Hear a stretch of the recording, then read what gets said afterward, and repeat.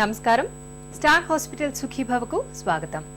మనిషిని శారీరకంగా మానసికంగా కుంగదీసి క్రమంగా ఆరోగ్యాన్ని కబళించే పెను విపత్తు ఒంటరితనాన్ని అధిగమించే మార్గాల గురించిన ప్రత్యేక కథనాన్ని ఈ రోజు మీకు అందిస్తున్నాం.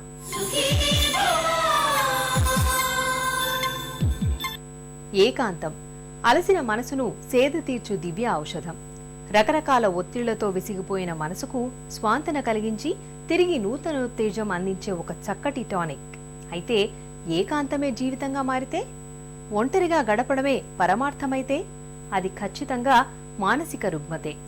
ఒత్తిళ్ల నుంచి ఉపశమనం పొందడానికో లేక జీవన పయనంలో ఎదురైన వైఫల్యాలను తట్టుకోలేక మనలో చాలా మంది ఒంటరిగా గడపడానికి మొగ్గు చూపుతుంటారు. నిజానికి మనిషి ఒంటరితనాన్ని ఆశ్రయిస్తున్న కొద్దీ అది క్రమంగా మన ఉనికినే ప్రశ్నార్థకం చేస్తుంది.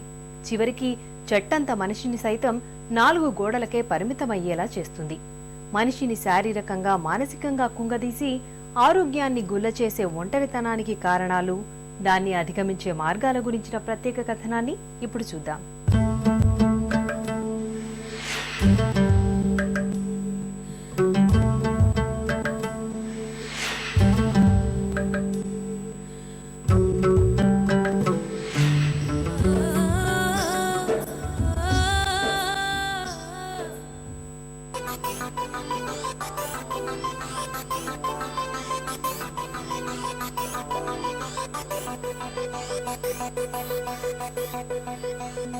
మనిషి సంఘజీవి. మనిషి ఉనికి విధానమే సమిష్టి తత్వం. సమిష్టిగా జీవిస్తే తప్ప ఈ ప్రకృతిలో మనుగడ సాధించడం అసాధ్యమని గుర్తించిన చైతన్యమే మానవజాతికి కలిగిన మొట్టమొదటి స్పృహ. ఇక ఆ తరువాత ఆటవిక దశ నుండి నేటి నాగరిక జీవితం దాకా ప్రకృతి రహస్యాలను శోధించి సాధించిన ప్రతిసారి వాటిని సహచరులతో పంచుకునే క్రమంలో మనుషుల సమిష్టి జీవితం మరింత దృఢమవుతూ వచ్చింది.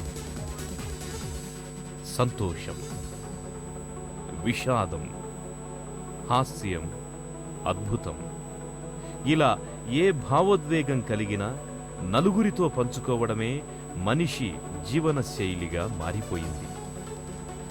అయితే విచిత్రం ఏమంటే, నేటి ఆధునిక జీవన పయనంలో వచ్చిపడుతున్న ఆటుపోట్లు మనిషి సమిష్టి జీవితానికి బీటలు వారుస్తూ వారిని ఒంటరితనంలోకి నెట్టివేస్తున్నాయి.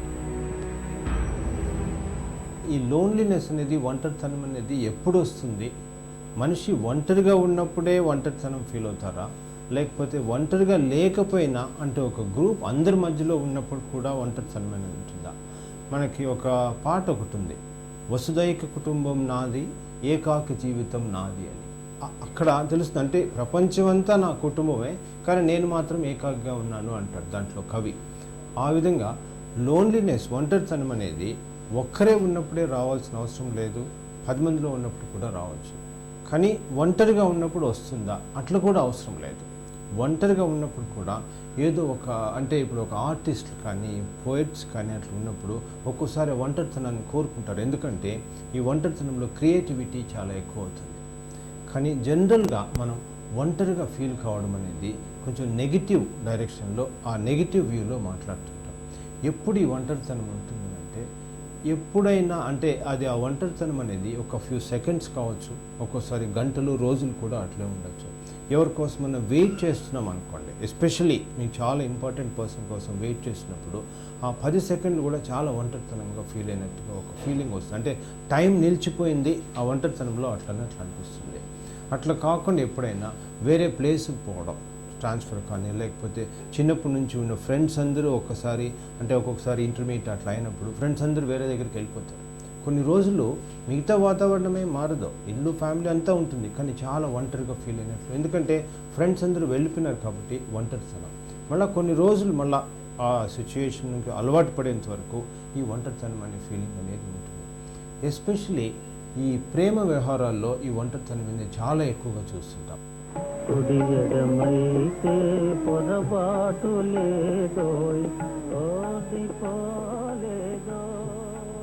కుడి ఎడమైతే పొరపాటు లేదోయ్ ఓడిపోలేదోయ్ అంటాడో సినీ కవి.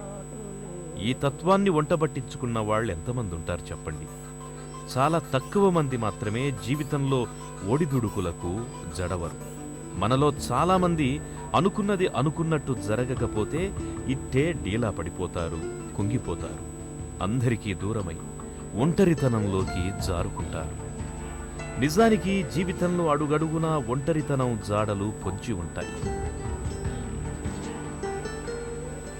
పరీక్షలో ఫెయిల్ అయితే ఒంటరితనం, ప్రేమలో విఫలమైతే ఒంటరితనం, ఆత్మీయులు దూరమైతే ఒంటరితనం, రెక్కలొచ్చి పిల్లలు ఎగిరిపోతే ఒంటరితనం, రిటైర్మెంట్ వచ్చి ఫైల్ ఎగిరిపోతే ఒంటరితనం, కార్యసాధనలో ఓడిపోతే ఒంటరితనం. ఇలా ఒంటరితనం అనేది మనిషి జీవితంలో నీడలా వెంటాడుతుంది. ఇప్పుడు మానసికంగా ఎప్పుడైతే లోన్లీనెస్ ఫెయిల్ అయినప్పుడు స్ట్రెస్ వస్తుంది, ఒత్తిడి వస్తుంది. మనందరికీ తెలుసు లోన్లీనెస్ ఇప్పుడు ఒక బోర్డమ్.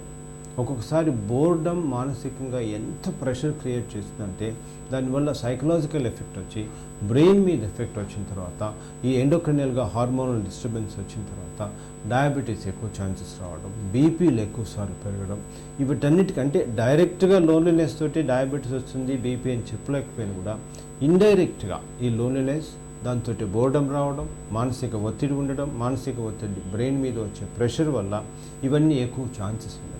ఒక్కొక్కసారి దీంతో ఇంకో కొంచెం ప్రాబ్లమ్స్ కూడా వస్తుంది లోన్లీనెస్. ఈ బోర్డమ్ని పోగొట్టుకునే దానికి వీటికి కొంచెం ఎక్కువ అలవాటు పడతారు. స్మోకింగ్ కానీ, డ్రింక్స్ తీసుకునేదానికి కానీ, అయితే టెంపరీగా దాన్ని చాలా ఫ్రీక్వెంట్గా వింటుంటాం. బోర్ కొడుతుంది, సిగరెట్ తాగుతున్నాను, ఏం తోచడం లేదు, దానికి ఈవినింగ్ ఒక డ్రింక్ పార్టీకి పోయినాం.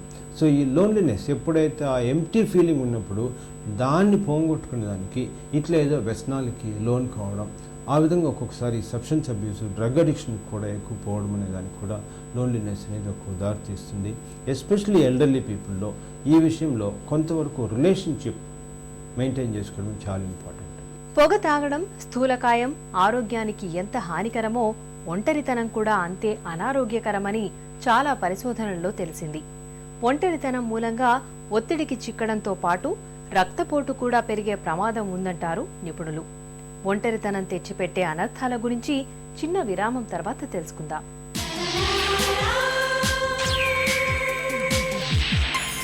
సుఖీ